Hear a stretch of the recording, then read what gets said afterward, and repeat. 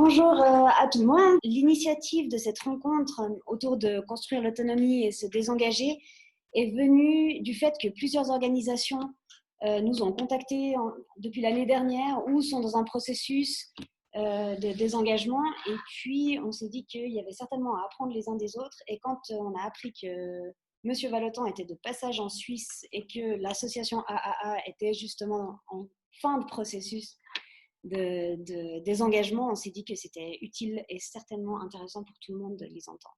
Ensuite, Pierre-Yves Souter, qui est membre de la commission technique de la FEDEVACO, va nous donner juste une brève intervention sur pourquoi cette thématique est cruciale aussi dans comment la commission technique lit les projets et analyse les projets.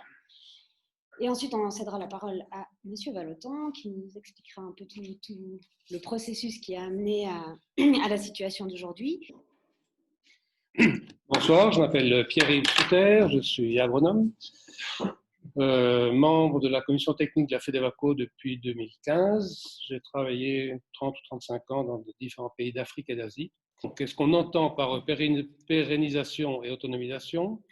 Ce que je propose comme définition de travail, c'est la pérennisation, c'est de rendre durable, permanent, un phénomène, un objet ou un processus. Dans le cas de la FEDEVACO, on parlera de la pérennisation essentiellement des résultats et de l'impact d'un projet pour qu'un projet qui se termine ait une visibilité sur le terrain et surtout une capacité de changer les choses sur le terrain qui dure aussi longtemps que possible. La nécessité de pérennisation ou d'autonomisation, les deux sont indépendants, sont différents mais sont liés, doivent être prises en compte dès la planification du projet de façon idéale, ou en tout cas dans la première moitié du projet. C'est très malsain de lancer un projet, de foncer tête baissée, de vouloir des résultats à tout prix, donc d'avancer un petit peu par marche forcée, de forcer d'aller un petit peu plus vite que ce que les partenaires peuvent absorber. Et puis à la fin, le financement s'arrête, on a un an pour préparer la sortie. Généralement, ça ne donne pas de très bons résultats. Il faut prévenir les partenaires d'abord dès le début que le partenariat a une durée limitée. Les préconditions pour qu'il y ait une bonne pérennisation reposent sur plusieurs facteurs. Tout d'abord, ce qui est très important, c'est que les partenaires sur place, ceux qui font le travail, ceux qui continueront à faire le travail, aient les qualifications techniques requises. Souvent, ils n'ont pas toujours l'expérience nécessaire, c'est pour ça qu'un appui extérieur qui vient de Suisse ou d'autres pays est nécessaire.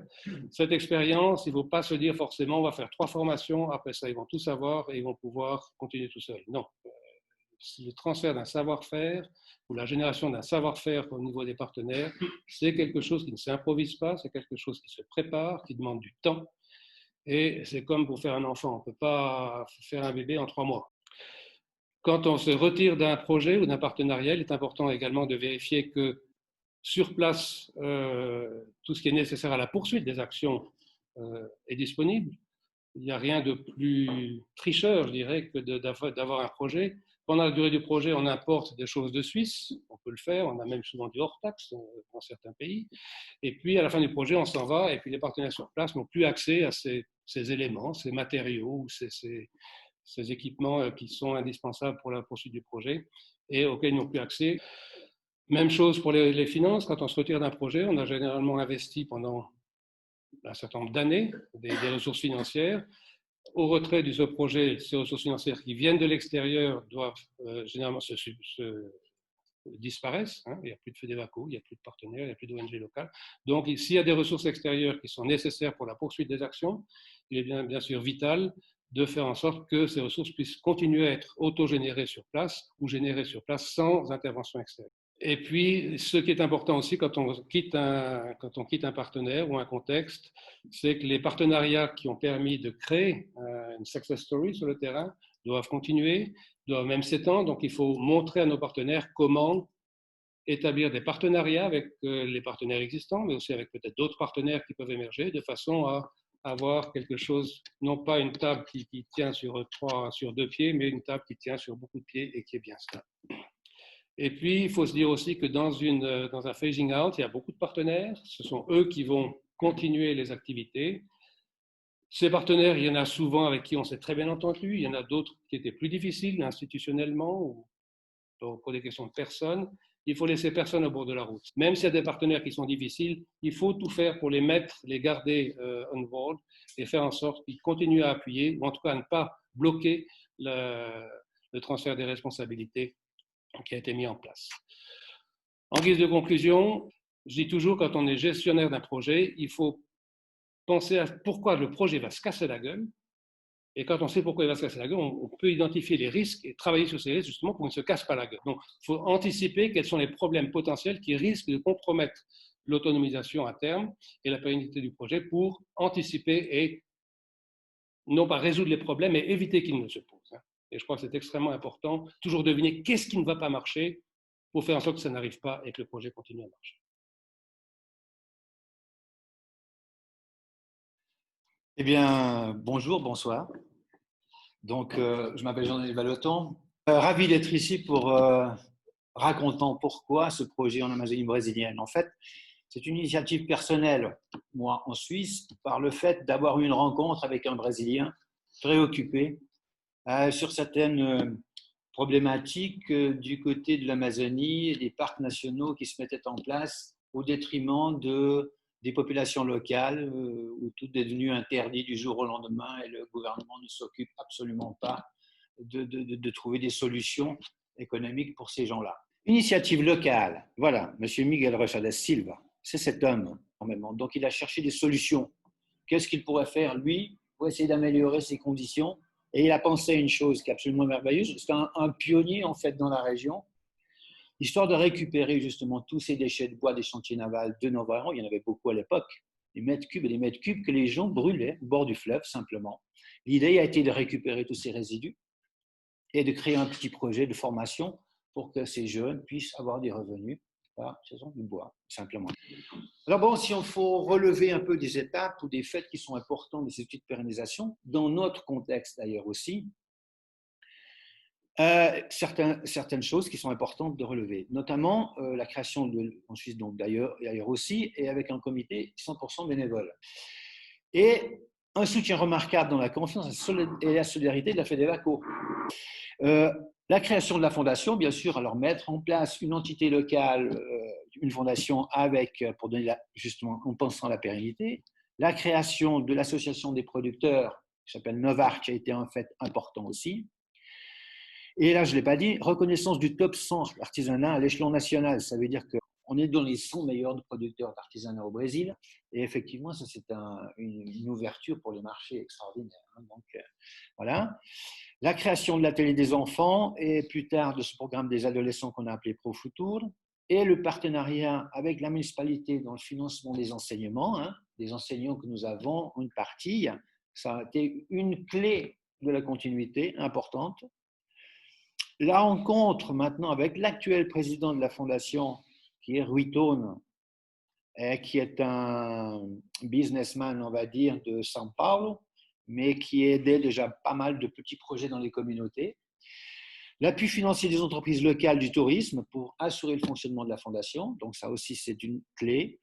Et un appui financier, la Banque Itaú, la Banque Itaú, grande banque brésilienne. Et puis, la prise en main totale des activités par les locaux. Voilà. Alors, ce sont les étapes vraiment clés qui ont permis justement cette pérennité. C'est important. On fait du cours de spécialisation aussi, justement, en pensant à l'autonomie de ces gens-là, donc la gestion principalement, toujours ces évaluations permanentes, pour arriver à cette autonomie de l'association des producteurs, Novarc. Et quand on parle de formation entreprise, on a des créneaux ici parce qu'on travaille quand même avec certaines institutions brésiliennes qui s'occupent du développement des petites entreprises. Donc, on s'est quand même aligné avec ça pour avoir le même dialogue, le même langage d'une certaine manière. Et ça sont un peu les 10 ou 12 points qu'on a travaillé pendant des années pour arriver justement à une stabilité au niveau de l'artisanat.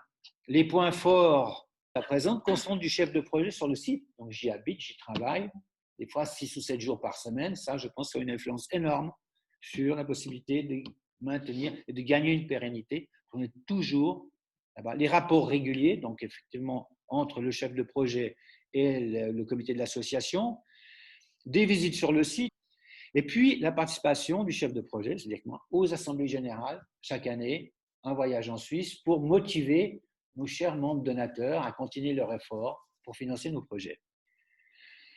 Actuellement, à la Fondation, comment est-ce qu'on fonctionne? Nous avons des réunions hebdomadaires des responsables de secteur, tous les lundis matins. Réunion mensuelle de direction exécutive avec la présidence, le président est commun, donc on le fait évidemment. Des évaluations périodiques et participatives, donc chaque chef de secteur a des évaluations qui sont faites et les décisions sont prises en commun, sont collégiales. Et la recherche de fonds est participative. On écrit nos projets de recherche de fonds à 3 ou 4 voire 5 mains. Chaque responsable du secteur est là présent pour faire. C'est ça. Les difficultés rencontrées, il faut en parler, hein. Emprise du pouvoir public. Société civile désorganisée. Ça, c'est un frein à main pour l'évolution, pour le développement, terrible. C'est encore un peu comme ça. L'instruction publique, là en bas niveau, ça c'est une complication. Malgré les connaissances acquises, la gestion financière et productive reste le point faible des micro-entreprises de la région. Dans ce contexte de savoir est encore très, très faible à mon avis, mais aussi l'individualisme reste prépondérant. L'endettement, alors ça c'est une conséquence de l'immédiateté. Les gens veulent de l'argent tout de suite et commencer à emprunter de l'argent, sévit au sein des familles, principalement de la couche sociale la plus pauvre, qui est encore plus. Ils coulent, ces familles. Donc il faut essayer de travailler dur pour en sortir. Et le manque d'emploi fixe favorise les activités illégales et nuit au développement durable. Voilà, mes amis, avec quelques photos finales, l'association qui est là, 2 membres de la fondation ici, vous remercie énormément. Voilà. Merci.